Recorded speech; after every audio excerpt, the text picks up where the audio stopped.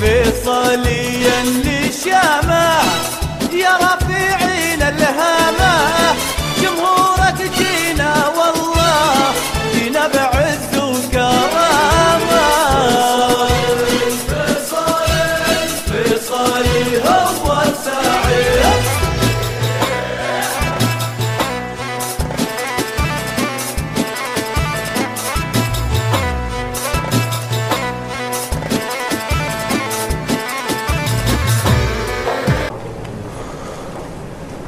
أعزائي عشاق الفيصلي وأعضاء موقع الفيصلي نت، إن الحديث عن أمر ما ربما يمكن لنا أن نخوض بحره، والتعبير عن صفة ما يجعل من الممكن أن نتجرأ على مده وجزره. لكن إخواني، كيف يكون الأمر عندما يكون الحديث عن رجل دولة بحجم ضيفنا الكبير، فهو من يجمع بين فروسية الشجعان وهيبة الرجال من جهة، وإنسانية الإنسان وصبر الجبال من جهة أخرى، وهو وحده من واجه مع الفيصلي كل الصعاب وثابر في وصول الزعيم إلى المكان المهاب، وهو وحده من بذل في سبيل الزعيم كل نفيس وكل غال، وقدم لدعم مسيرة النزر الأزرق ما لم تقدمه كتيبة رجال. هو وحده من عاصر عثرات الزعيم ولم يهرب أو يكسل، ومن واكب منجزات الزعيم ولم تثنه أن يعمل. هو وحده من مارس المعارك الرياضية بفروسية الأبطال حتى الانتصار، وهو وحده من قدم التضحيات ولم يبحث عن بريق صحافة وإعلام. هو وحده من يفتح للفيصلي وعشاقه أبواب التفاؤل مهما كانت الظروف، ومن يجبر الآخرين مهما اختلفت الميول على التصفيق له بالكفوف.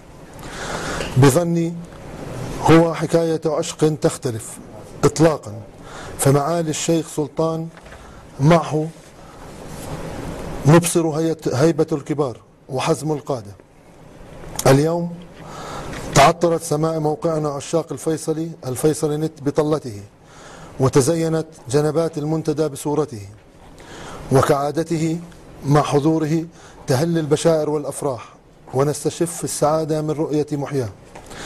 باختصار، إن كانت البطولات تحسم بالفوز فقد نلناها منذ زمن بوجود هذا الرجل، وإن كان الإعلان عن البطل يكون بالحصول على كأس فبالشيخ سلطان نرفع نحن الفيصلاويون الرأس.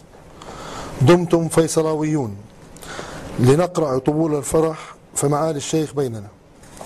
اسمحوا لي بالترحيب بمعالي الشيخ. أهلا وسهلا معالي الشيخ على منتديات الفيصلي نت، وشكرا لك لإتاحة لنا هذه الفرصة بلقائك. أهلا وسهلا. أهلا وسهلا فيك. نبلش معالي الشيخ، في عندنا عدة محاور حابين نأخذ رأيك فيها بهذا اللقاء. أول محور، عودة الشيخ لرئاسة النادي أعطت أمل وطمأنينة للجماهير بالرجوع لمنصات التتويج. في علاقة روحانية بتربط الشيخ بالفيصلي، علاقة تخطت علاقة الرئيس بناديه، وإحنا كفيصلاويين تربينا على حب الفيصلي ووجود معالي الشيخ موجود، فحابين نعرف شو سر العلاقة اللي بتربط معالي الشيخ بالفيصلي.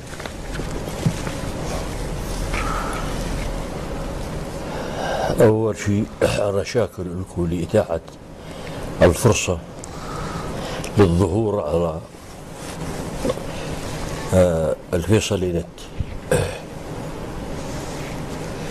ارتباط روحي هو معروف، يعني نادي الفيصلي وجد من عهد الإمارة،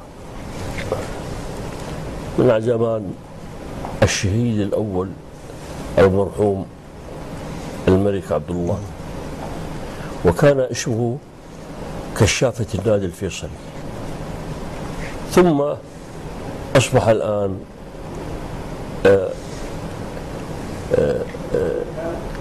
النادي الفيصلي كما تعرفونه الآن.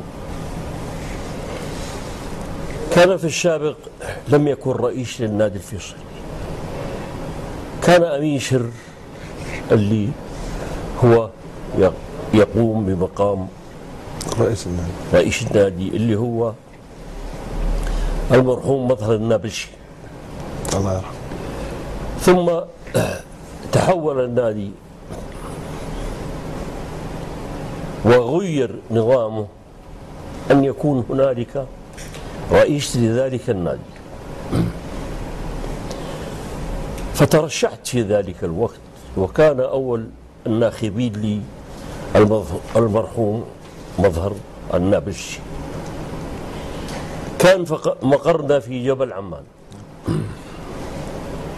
ثم انتقلنا إلى المقر الحالي.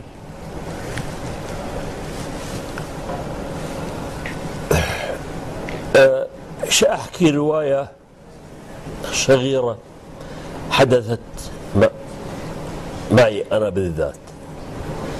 مر أحد الأخوان السعوديين، وكان هذاك الوقت الدنيا صيف، وكنت ألبس غير هذه الهدوم، كنت ألبس بنطلون ونصكم. فدخل إلى النادي قال السلام عليكم. قلنا له وعليكم السلام. قال أنا أخ سعودي. قلت له حياك الله، فوت اشرب فنجان قهوة. فات. قال ودي أسأل، هل هذا هو مقر النادي الفيصلي أو فرع للنادي الفيصلي؟ الصحيح ابتسمت.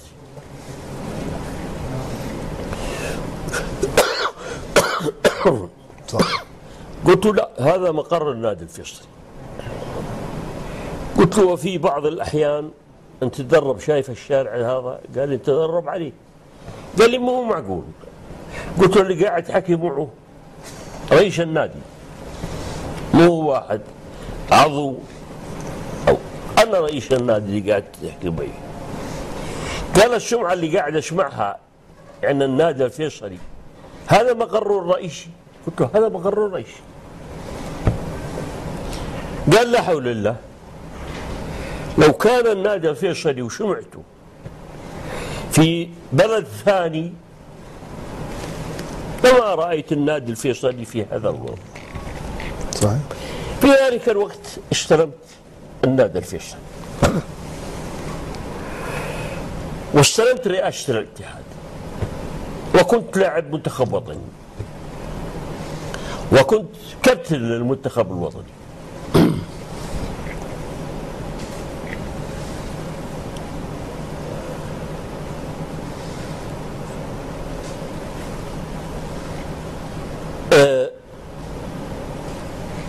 استقالت الهيئة السابقة، وكان رئيسها بهذاك الوقت هو ابني بكر. فاضطريت اني لما شفت الاوضاع اني اقول لهم انتم اللي عليكم قدمتوه، ولا بد الان من تطوير النادي.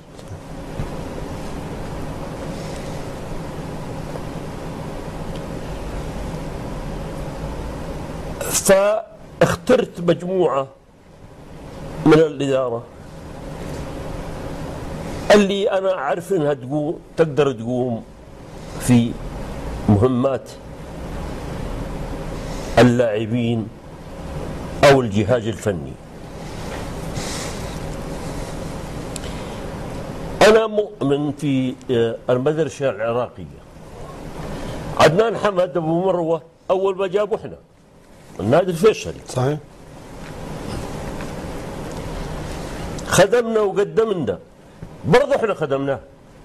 الآن هو مدرب المنتخب، رئيس الجهاز الفني للمنتخب الوطني. صحيح. مو بس احنا هو نفعنا، لا برضه احنا نفعناه. انه الآن هو مدرب للمنتخب الوطني. أبو مروة قدم لنا، وهو ما قدم لنا، وحققنا إنجازات في عهده. لكن هي الإنجازات هذه هي اللي خلت سمو الأمير علي يختاروا للجهاز الفني.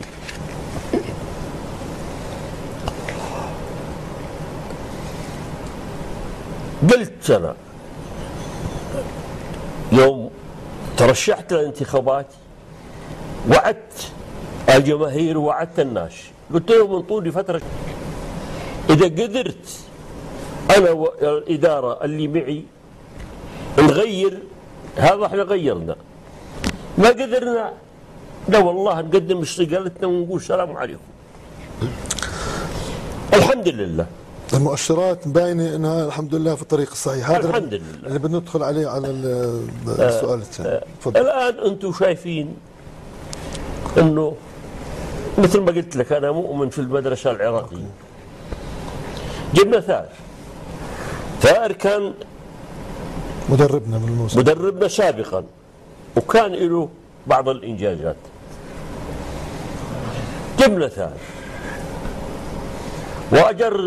وأجرينا بعد العقود اللي أنتم شايفينها يعني. هسه بدنا نسألك عنها معالي الشيخ.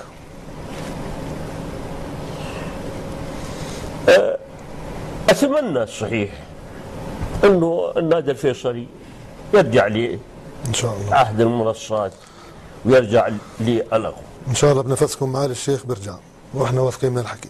بدنا نحكي عن التعاقدات من عودتك معالي الشيخ، والجميع مستوى التفاؤل عنده ارتفع، ومستوى الامل في عوده الفيصل لمنصات التتويج يعني تقريبا يعني صار شبه يقين عند الجماهير انه الفيصل السنه غير عن السنوات الماضيه اللي مرت، سنوات الاجاف الماضيه، من خلال التعاقد مع مجموعه كبيره من اللاعبين اللي هم كانوا مطلب جماهيري بالدرجه الاولى، وهم بالفعل عماد اي فريق بيلعبوا فيه، امثال مهند المحارمه والعتيبي والنواطير واحمد هايل، بالاضافه للتعاقد مع النجوم الفيصل الحاليين، وعاد تعاقد معهم مثل ابو كشك وحسونه وحاتم عقل. شو توقعاتنا للموسم القادم معالي الشيخ؟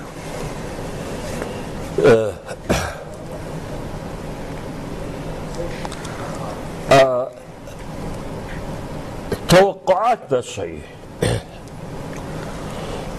هو أنا أول شيء أعتمد مو على الولاء للسلطان، أنا أعتمد على الولاء للنادي، أعتمد على ولاء اللاعب للفانيلا الزرقاء. وأنا معروف عني أنه ما في لاعب يقدر يلوي ذراعي. الولاء للنادي والولاء للفانيلا الزرقاء هي الدرجه هو وده يكون من أسباب نجاح أي فريق واي لاعب وأي لاعب. نعم. اليوم قريت اخواننا الوحدات قاعدين يفكروا بعضوية النادي، عضوية الانتساب للنادي. فتح باب العضوية. نعم. لا انا فاتح باب العضوية ما نسكرها. لا نعم. كان اللي يدخل النادي يدفع 500 دينار. اليوم قاعدين يفكروا، الآن قريتها بالجريدة، قاعدين يفكروا من 500 يرفعوها ل 1000. نعم. هذا سبب رفع الدخل. رفع الدخل يخليك أنت مو بس تعاقد مع لاعبين عرب، يخليك تعاقد مع لاعبين أجانب. أنا فهمت اللعيبة كله انه هذول اللي جبتهم مو منافسين لكم، هذول جبتهم مشان يرفعوا شأن النادي بالتعاون مع الموجودين. طبعا أكيد. بالتعاون مع الموجودين. فريق كرة القدم فريق مكون من 11 لاعب مش من 4 أو 3. والجمهور 12. صحيح. والجمهور 12. احنا جمهورنا نعتز فيه، وجمهورنا هو سياج النادي. بس انا ما ودي جمهور ودي يجي حضر ببلاش. صحيح. انا ودي جمهور يوم يجي يفوت ويدفع ويتنى أحد أعضاء الإدارة لم أنه يخششوا معه.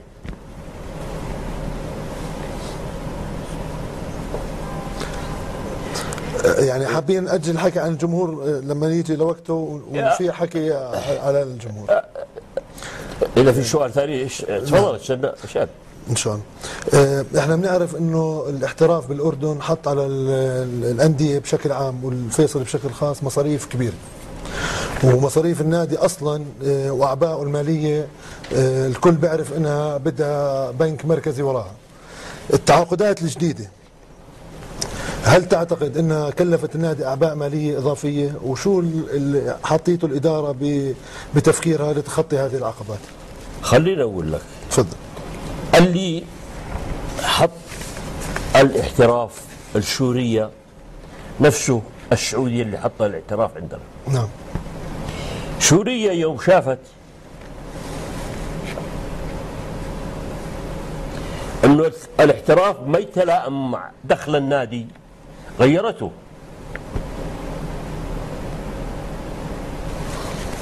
اول بادي ودخل بالشياشة. اتمنى سوريا انها تخرج من محنتها اللي هي عايشه فيه. ان شاء الله، الله ينعم عليهم الامن يا رب. وانا اقول دائما شويه وتحكي سياسه انا. انت قلت انت حر باللي بتحكي. لا انت قلت رجل دوله انت. صحيح، وانت رجل دوله ما في مجال لهذا. انا اقول طول ما هم الهاشميين بخير ترى الاردن بخير. والكل بأكد على هذا الكلام 100% مع الشيخ. وهذا أنا دائما أقوله. صحيح، بكل لقاءاتك هاي جملة معروفة. شنو لك سالفة؟ تفضل. سمو الأمير علي اجتمعنا بداره. قلت له ترى أنت أكبر مني بالعمر، لكن أنا أكبر منك بالعمر، أنت أكبر مني بالقدر. قال لي أبو بكر أنت أكبر مني بالثنتين. هذا وش يدل؟ أخلاق تواضعهم. نعم. أخلاق الهاشميين. صحيح 100% صحيح. طلبت يوم جلالة سيدنا تغدى عندي، ما طلبت للنادي الفيصلي،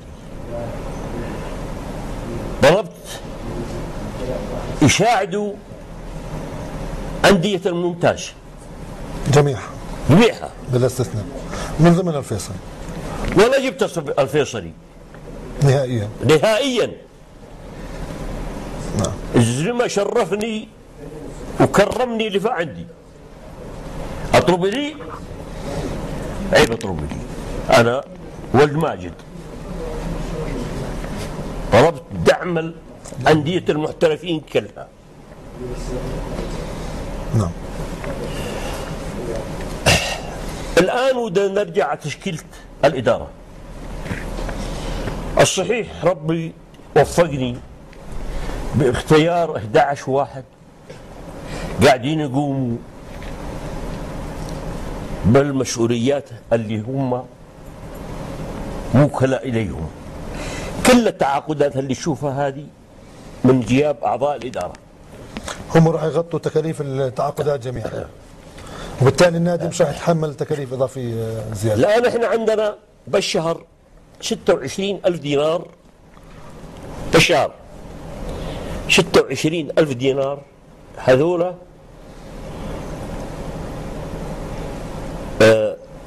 معاشات الجهاز الفني واللاعبين. نعم. مصاريف الفريق الأول هذا بالشهر. نعم.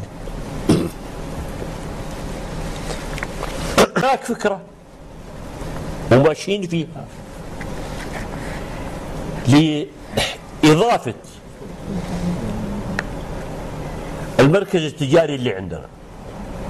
نعم. اللي يقدر كمان يجينا مردود زيادة منه. نعم. يعني هذه الأفكار اللي قاعد تفكر فيها الإدارة الجديدة للمستقبل. نعم. اللي إن شاء الله ما نقدر نحتاج ناس. إن شاء الله. إن شاء الله. معالي الشيخ، منذ عام 2007 وتحديدا منذ وصولنا لنهائي أبطال العرب النادي الفيصلي لم يشهد عملية إحلال وتبديل جذرية بالفريق من خلال منح الفرص الكافية للاعبي الفئات العمرية والاعتماد عليهم بدل من الاعتماد على جلب اللاعبين والتعاقد معهم من الأندية الأخرى أو من خارج الأردن. هل هناك توجه لمعاليك لتطوير الفئات العمرية في النادي ليكونوا لاعبين يشكلون مستقبلا للفريق الأول عماده، وبالتالي تخفيف أعباء التعاقدات المالية على النادي؟ يعني هاي من أحد الطرق لتخفيف الأعباء النادي الاعتماد على الفئات العمرية. في توجه بالإدارة لتطوير الفئات العمرية؟ يا سيدي أنت تعرف أنه أنا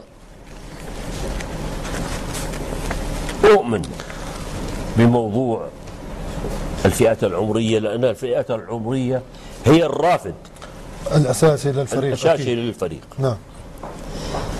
بكرة في اجتماع للإدارة،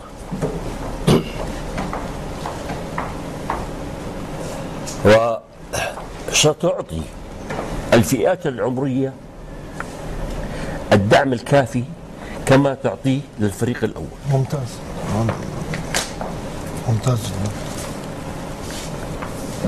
يعني في توجه، ما في شك، في توجه لتطوير ما في شك. أنا لاعب كرة قدم وأعرف أنه ما يغذي الفريق الأول غير الفئات العمرية. صحيح. وعندنا فئات عمرية لاعبين مميزين. صحيح 100%. في من متابعتنا الفئات العمرية مثلا مواهب. مثلا الفئات العمرية ظلت في عهدي أوصلهم عدورهم اللاعبين الصغار. نعم.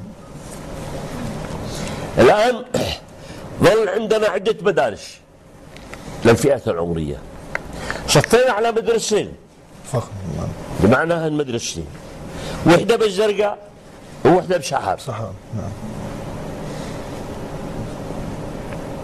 وبطلع منها لعيبة. لعيبة عندنا فئات عمرية من اللاعبين الممتازين. لكن نعم. كانوا في السابق ما في سيولة اللي يصرفوا عليهم.